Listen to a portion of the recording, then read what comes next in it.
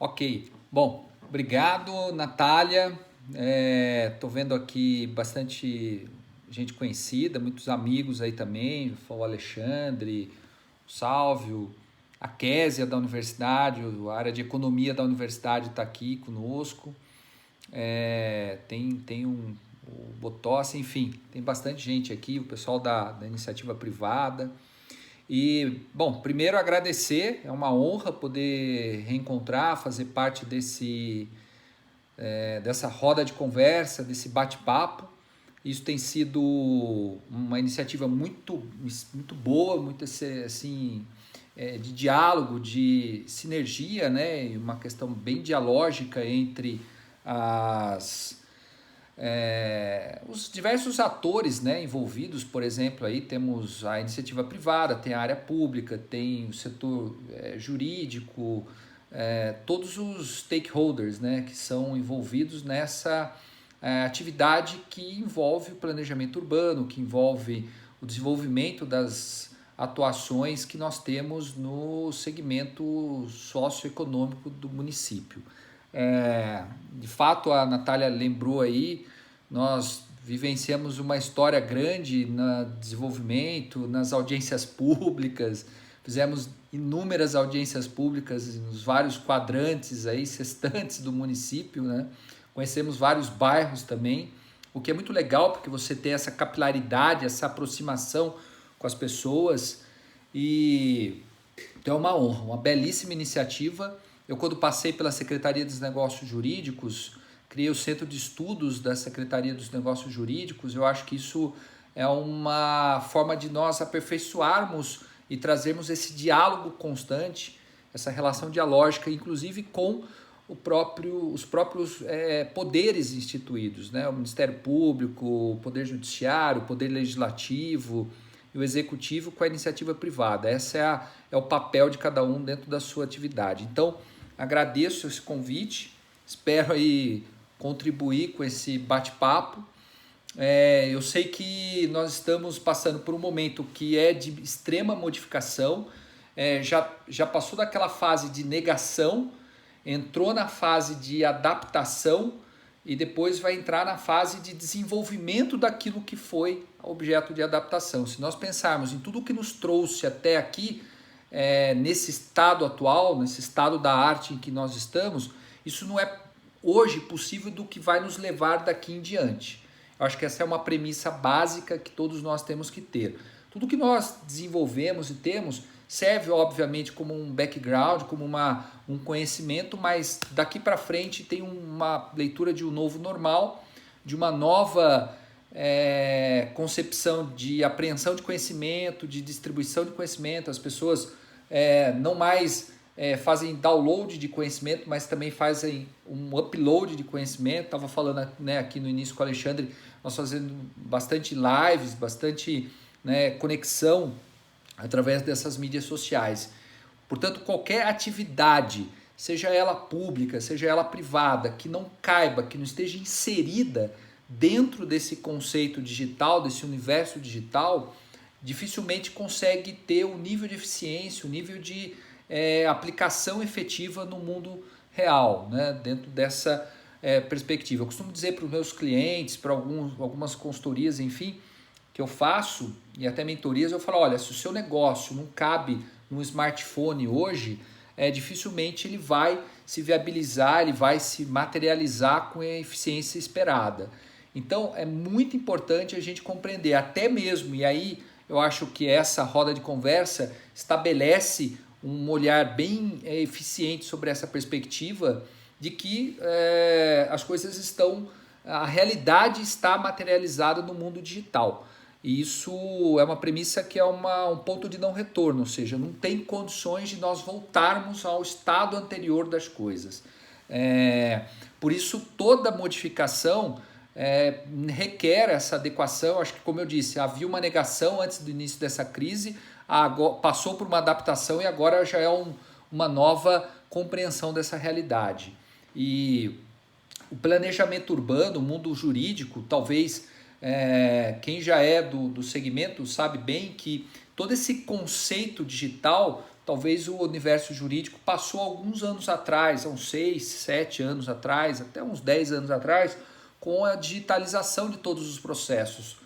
Hoje as audiências, a gente falava há pouco, já estão caminhando para o meio digital, os processos são digitais, assinatura digital, enfim, toda essa perspectiva desse mundo digital está muito presente. E obviamente que a produção legislativa também requer esse aperfeiçoamento, o acompanhamento disso. Normalmente, os fatos caminham à frente das leis. Então, nós temos que fazer uma conjugação de esforços para trazer o quanto mais perto possível os fatos às normas jurídicas. E o planejamento urbano ele tem uma relevância muito grande, porque de todas as normas que nós temos vigentes dentro do nosso ordenamento jurídico, o planejamento urbano, o direito urbanístico, ele interfere diretamente na realidade das pessoas. Ele tem uma aplicação prática muito grande. Ele transita no ambiente do direito privado, da propriedade, das relações societárias, contratuais, empresariais, das relações sociais, do universo de registros públicos. Então ele ingressa no mundo fenomênico social de uma forma muito contundente. As pessoas sentem a incidência dessa regra, dessa norma, né, muito forte na vida deles. Então quando você vai aprovar um projeto, por exemplo, de uma casa, de um empreendimento comercial, um projeto de um edifício ou algo até mesmo na esfera social, ou até mesmo um próprio ambiente público, você sente a incidência dessas normas sobre você. É algo diferente até, tal como o imposto, né? Também tem uma incidência muito grande até de ordem financeira. As pessoas veem muito isso. Algumas normas são mais abstratas, ficam mais distantes dessa realidade. Alguns conceitos, alguns princípios constitucionais ficam mais distantes. Mas essa regra, por exemplo, do plano diretor de um município, de ordenamento espacial, isso é bastante presente na vida das pessoas. Então, o quanto mais nós trouxermos isso para essa realidade digital, vai permitir com que nós tenhamos essa aproximação ao entorno da vivência, da experiência que as pessoas vivem. E as pessoas hoje elas buscam a vivência de experiências, tanto para aquisição de produtos, serviços, e lembrando que o serviço público ele também transmite uma experiência, ele proporciona uma experiência para as pessoas. Então, na medida em que nós trouxermos essa realidade do mundo fenomênico para esse mundo virtual, digital, e isso tornar-se mais forte, mais presente, as pessoas vão vivenciar essas experiências com mais clareza. Tomando por base a Secretaria de Planejamento, eu tenho acompanhado algumas modificações, eu vejo que hoje ela tem, por exemplo, a obtenção de certidões por meio digital, você acompanhar o seu processo, acompanhar essa sua realidade no ambiente digital. É isso que é a materialização, que é a prática desse fenômeno. Porque no momento em que você faz com que essa experiência se aproxime mais daquilo com que a pessoa está muito acostumada, e até mesmo, como você citou, Natália, os exemplos de audiências públicas aconteceram, como esse colóquio, esse diálogo, né? Acontecendo no ambiente virtual, isso é muito fácil para as pessoas apreenderem e vivenciarem essa experiência. Então, toda a premissa de atuação do gestor público e até mesmo do gestor privado, ele tem que ter esse olhar. Não adianta nós trazermos um olhar velho sobre uma perspectiva nova, sobre uma realidade nova. Tolstói falava, não há nada tão velho que você não consiga trazer uma nova leitura daquilo.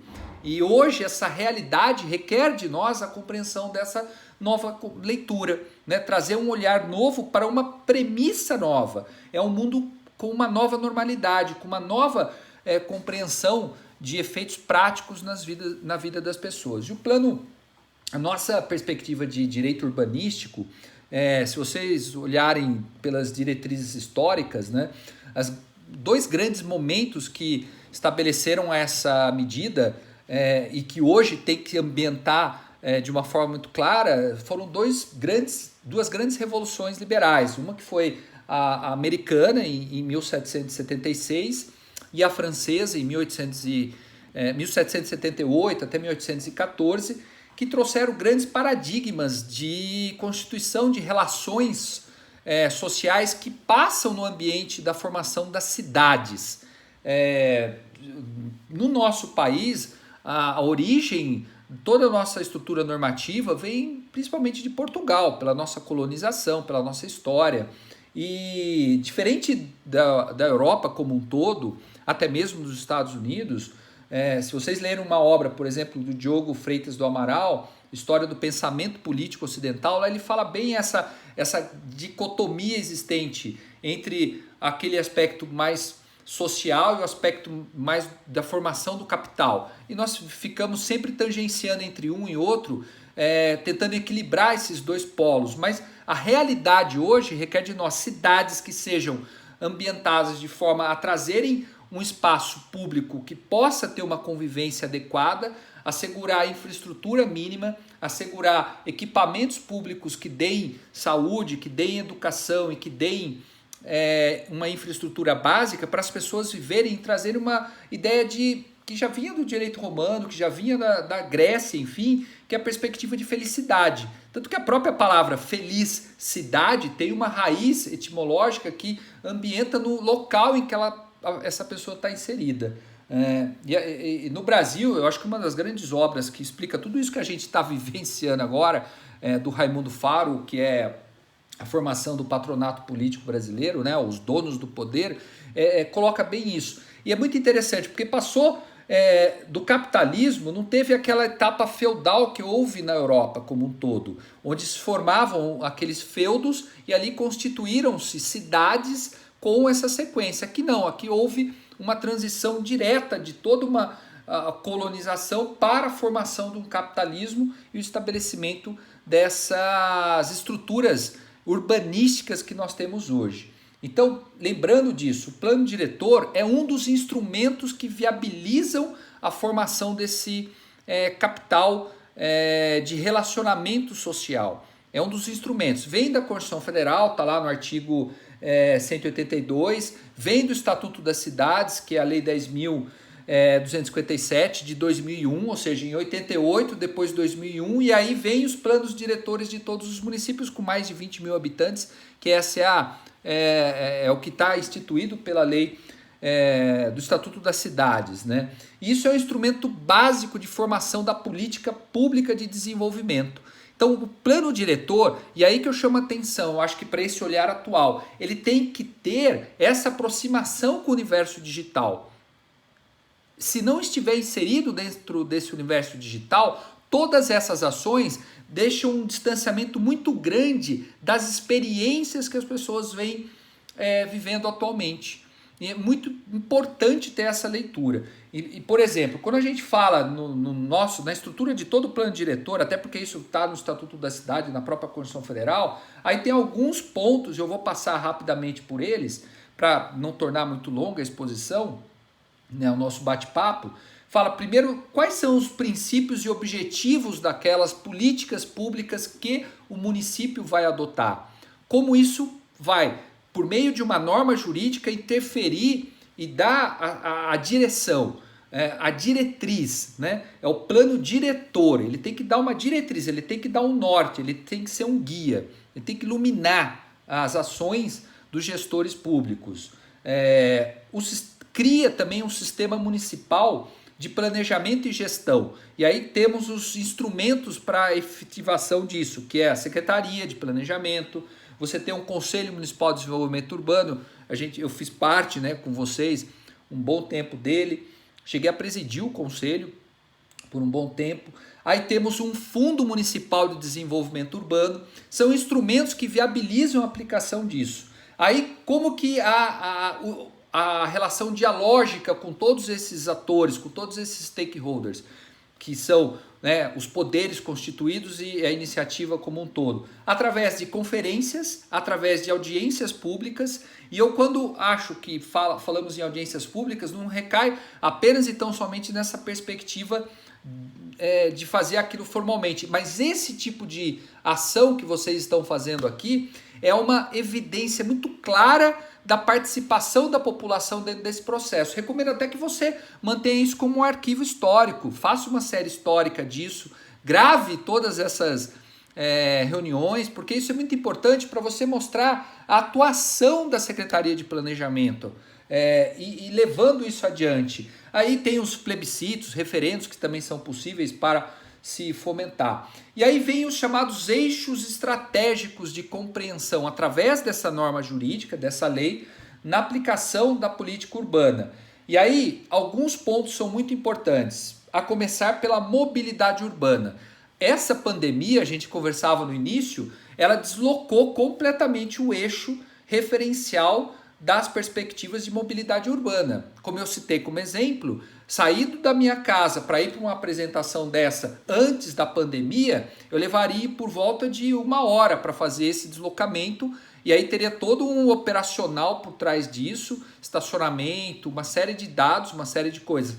Com o pós-pandemia, como nós vamos enxergar isso? Eu penso que esse instrumento, esses veículos de comunicação aceleram esse processo, permitem com que as pessoas possam ter condições de participar com mais eficiência, com mais acesso a esse tipo de coisa, democratiza e outra, gera uma escalabilidade, gera uma capilaridade muito grande que nós não tínhamos antes. Talvez não teríamos aqui 37, 40 pessoas participando de um diálogo dessa grandeza se fosse no ambiente presencial. E isso é fato.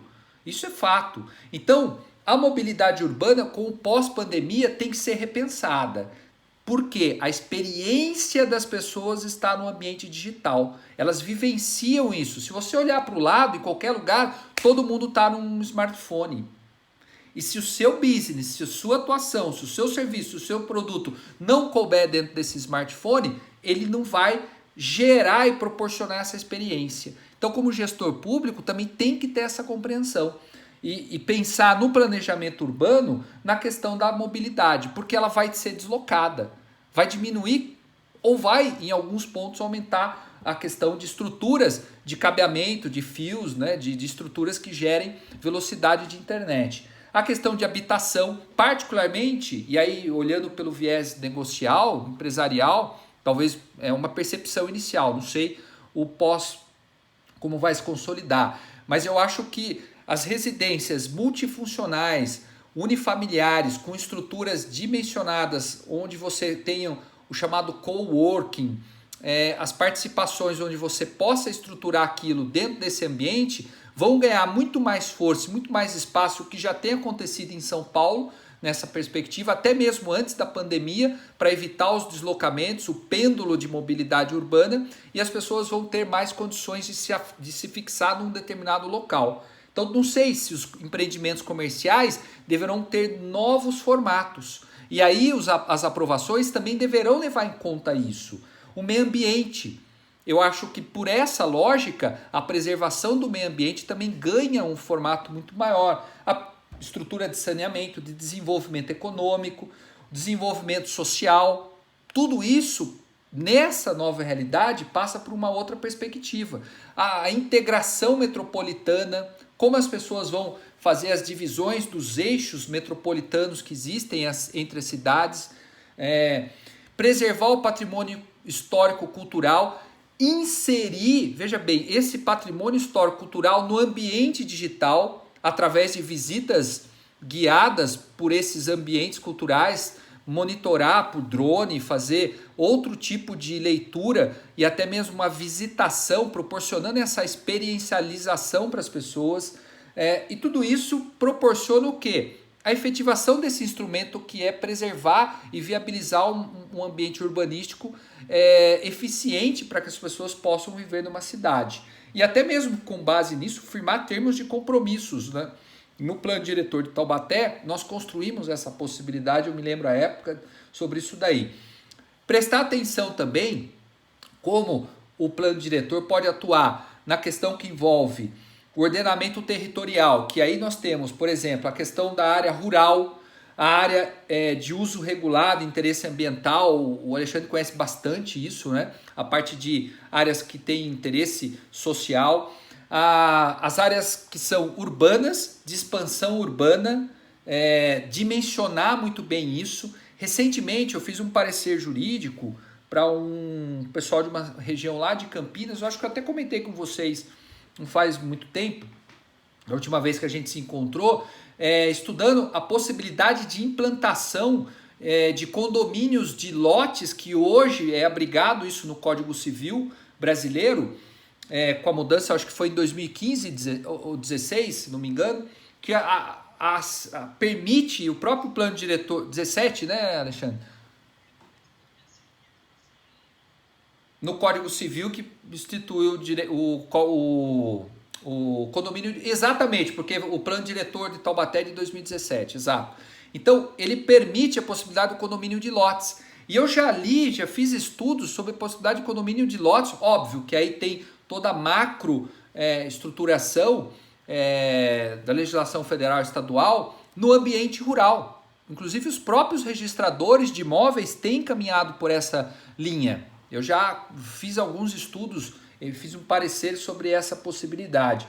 Então, isso, pela perspectiva da questão urbanística pós-pandemia, eu acredito que vai ter uma nova roupagem, uma nova leitura para que nós possamos utilizar as áreas rurais de expansão urbana e o zoneamento urbano como um todo.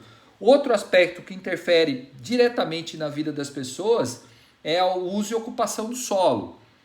Quando nós temos, através do plano diretor, das leis que regulamentam isso, a perspectiva de causadores de impacto, de interferência no tráfego, de incomodidade, de interferência na vizinhança.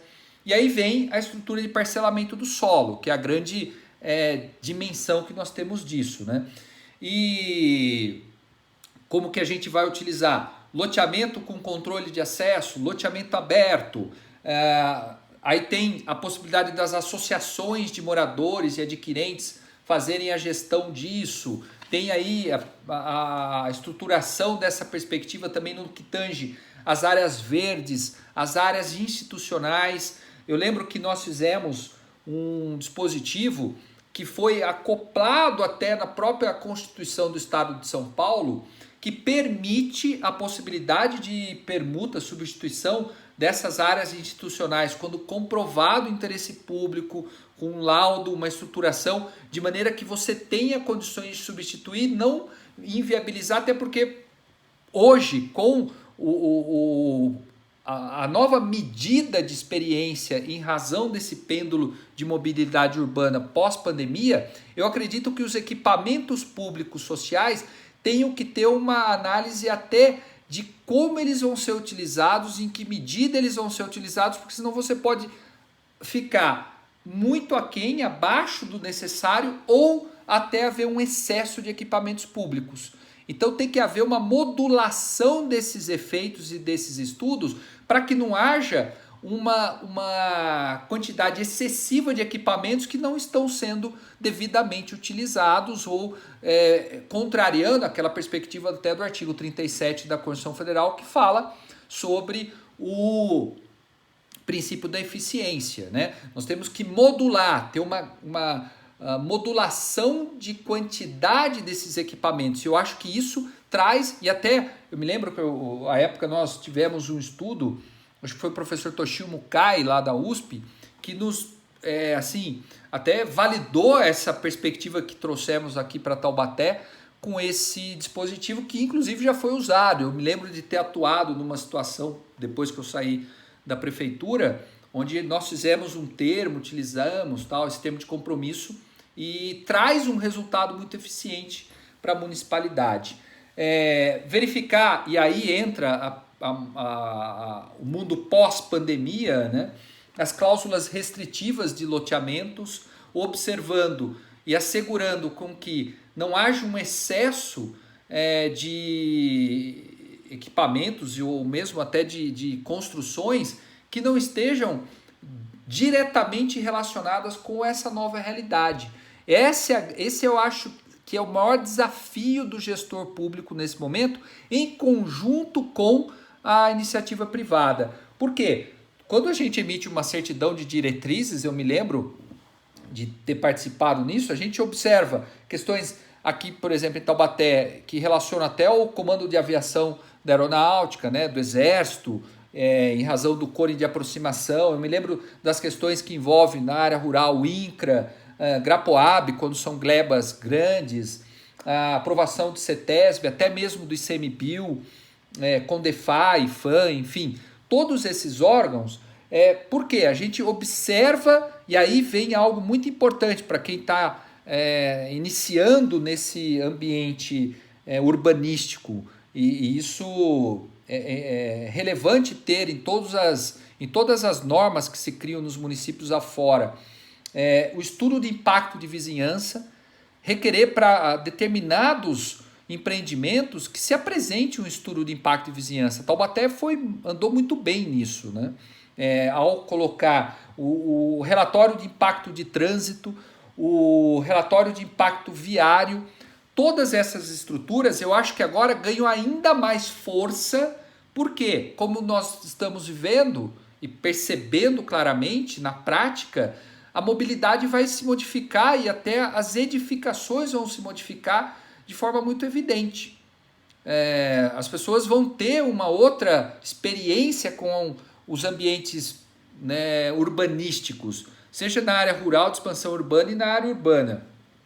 Tomar bastante cautela através dos planos diretores com os desdobros, com aqueles parcelamentos que às vezes a gente percebe que né, quando a pessoa tem uma sanha financeira arrecadatória, seja de um lado ou de outro, né, tem que haver esse equilíbrio. Os parcelamentos irregulares de solo, isso é muito deletério, é muito ruim para a municipalidade, traz uma circunstância muito, muito difícil. E isso, na aprovação de empreendimentos, de loteamentos, tem que se observar essa restrição. E os mapas de zoneamento, isso faz com uma segurança muito grande.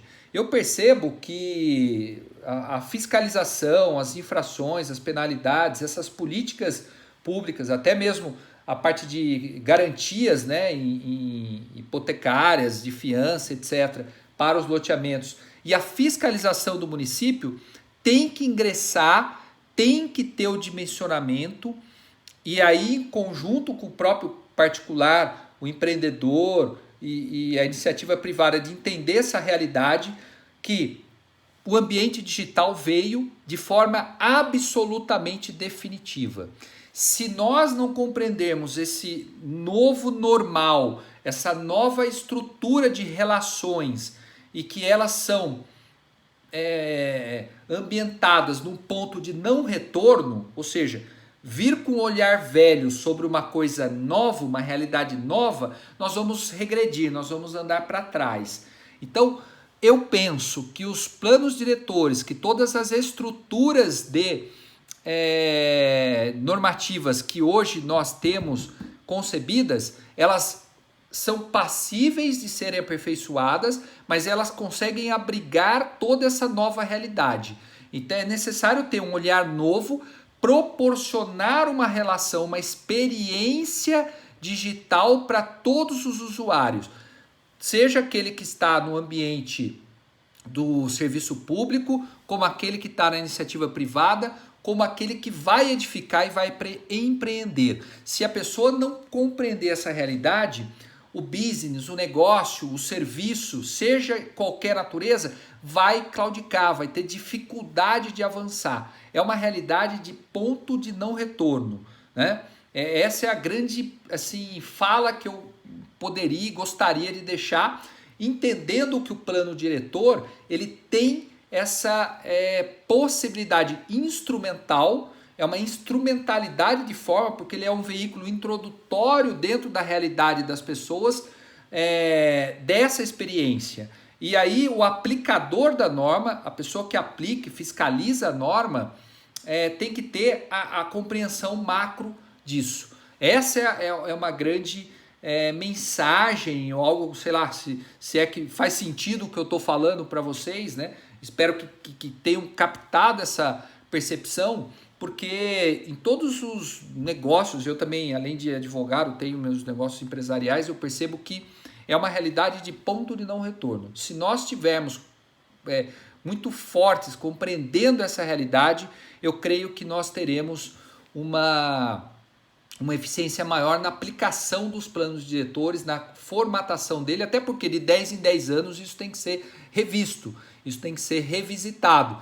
Desde que eu saí da prefeitura em junho de 2018, já tiveram algumas alterações. Eu acho até que cabe uma revisitação, me distanciei um pouco, não sei como está, a própria questão que a gente já falou do condomínio de lotes, né?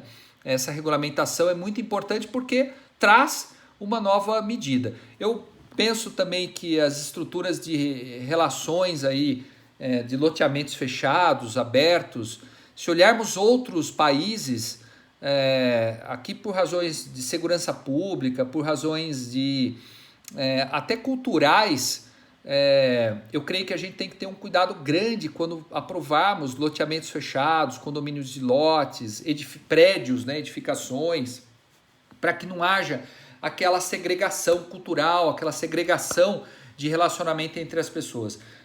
Eu já tive a oportunidade de visitar alguns países, né, e me impressionou muito alguns modelos de urbanismo, de prática de urbanismo, onde você tem livre acesso, né, a liberdade de ir e vir, a mobilidade urbana, o pêndulo de relacionamento, a preservação do patrimônio histórico, cultural, dimensionamento de edifícios comerciais, públicos, residenciais em outra localidade, a questão da altura do gabarito, né, para não interferir na visão, né?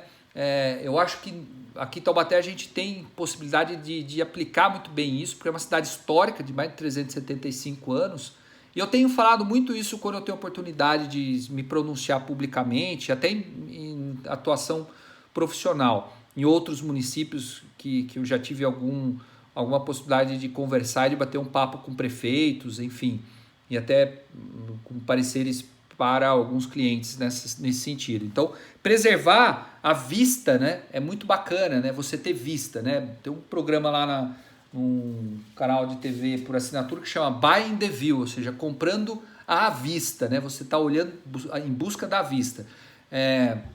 E eu acho que quando a gente está aqui, eu também moro num loteamento fechado, a gente está, né, assim, sem essa medida, né? Aqueles muros, eu sempre disse isso até nas audiências públicas, não é o melhor dos mundos, é uma realidade que nós temos que, de alguma forma, contribuir para o avanço disso. Bom, acho que eu falei aqui aproximadamente uns 30 minutos, vou encerrar essa fala inicial e aí deixar para a gente fazer um bate-papo aí com vocês. Obrigado, Natália.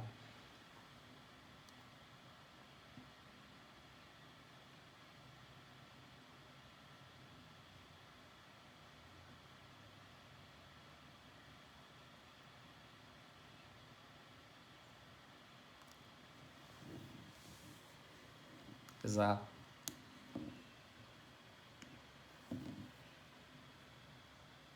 É.